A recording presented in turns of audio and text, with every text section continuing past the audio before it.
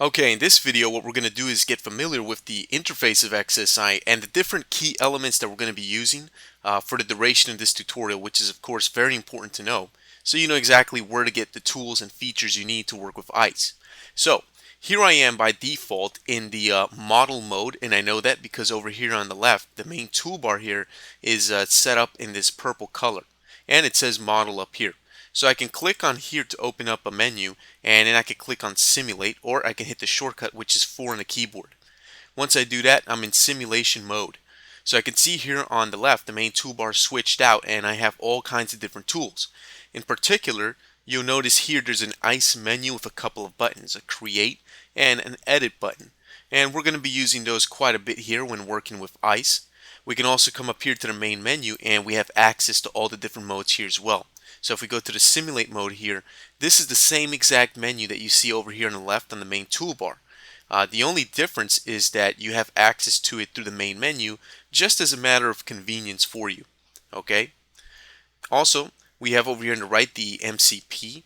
We may use the MCP every now and then. We're not going to use it a whole lot during this tutorial, but we will use it quite a bit. So it's good to know that. Another part of the interface that we'll be using during this tutorial with ICE is the lower part of the interface here, where you see the timeline and the animation playback controls. To go ahead and be able to see simulations like particles and things like that, which is what we're going to be doing pretty heavily in this tutorial, you have to be able to play the simulation so that you can actually see what's going on. So we'll be using the animation controls in this lower part of the interface quite a bit for the duration of this tutorial. Okay, now because ICE is new, it requires a new type of layout and a new type of view. So if we come over here to the view menu and then we go down to layouts, we can see that there's this new ICE configuration down here. So let's go ahead and click on it to check that out. So here we have the ICE layout. Basically what you get is a couple of viewports up here, A and B, and then down here this whole lower section is taken up by the ICE tree view. Okay, now this ICE view allows you to go ahead and work on your ICE trees, and trust me, you'll be getting a nice dose of that for the duration of this tutorial. Okay, up here we have some main menus that we can use to view things differently in the ICE view and make a few changes, and there's a few useful tools here and things like the ability to rearrange our node tree, which we'll be doing quite a bit to keep things nice and organized. We can also choose all kinds of different options, like the ability to show connections as curved lines or horizontal and vertical lines. And there's plenty of different options and things here, as well as a create menu so we can create ICE trees or create simulated ICE trees. There's a difference between the two, and we'll be going over that for the duration of this tutorial, so don't worry about that.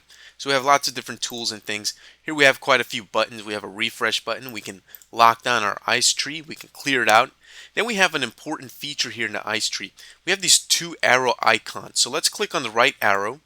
And what that's going to open up is a little mini scene explorer right here on the right. Now there's no objects in this particular scene, so nothing's going to show up here.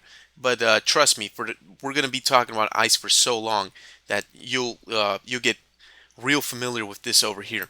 And if we click on this other arrow icon, which points to the left, what we open up over here is the preset manager. Now the preset manager is a totally new little tool in XSI 7. And what it does, it pretty much has a whole bunch of different nodes and things that you can use in XSI. Now the preset manager can contain different type of nodes. In this case, we have ICE nodes, nodes that can be used with ICE and simulations. We have a tools tab over here, and then we have a task tab over here. The task tab has two different subsections here, deformation nodes, and it also has particle nodes. And we'll be going over particles quite a bit in this tutorial, so that's what we're going to focus on in this volume of the Introduction to ICE series. Okay, so we have different types of categories here on the left, and every time we click on one of these categories, you notice that on the right, a list of different nodes and compounds pops up. We'll talk about the difference between nodes and compounds in a future video here. But for now, we're just going to keep things a little bit simple, so this all soaks in nice and easy. Okay, what can we do with these different nodes? Well, it's very easy. You can actually drag and drop these nodes in here. Now, it's not allowing us to do that right now, and the reason for that is the fact that we don't have an ICE tree built yet. So because there's no ICE tree, there's no way that we can build any of these nodes or start putting anything together because we need an ice tree. It's like saying that you're going to go ahead and texture a 3D model that doesn't exist yet. You can't really open up the UV map for a 3D model if you haven't built it yet.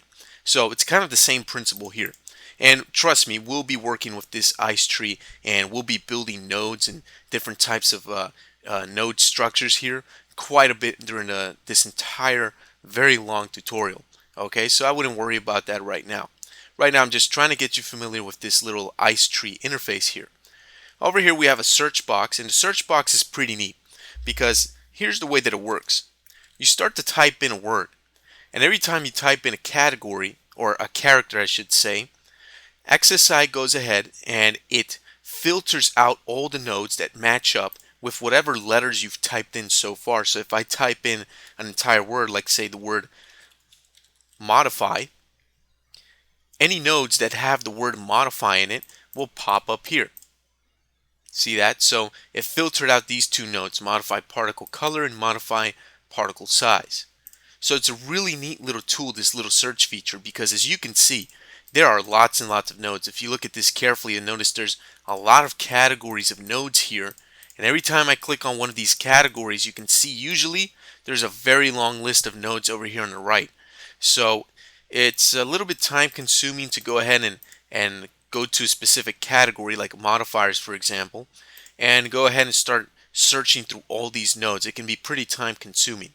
Now at first you don't know the names of any of these nodes if it's your first time using ICE. So using a search box really isn't going to make a lot of sense, because if you don't know the name of what you're looking for, how can you search for it?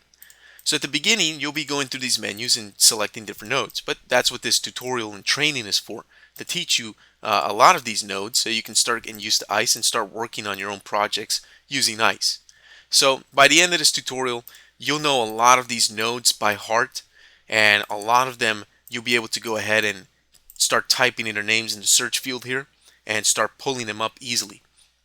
Okay, alright, so that's going to do it for this little introduction to the ICE tree window here, which allows you to work on your ICE nodes. And we're going to end this video here, and in the next one we'll just go ahead and start learning how to create your first ICE tree.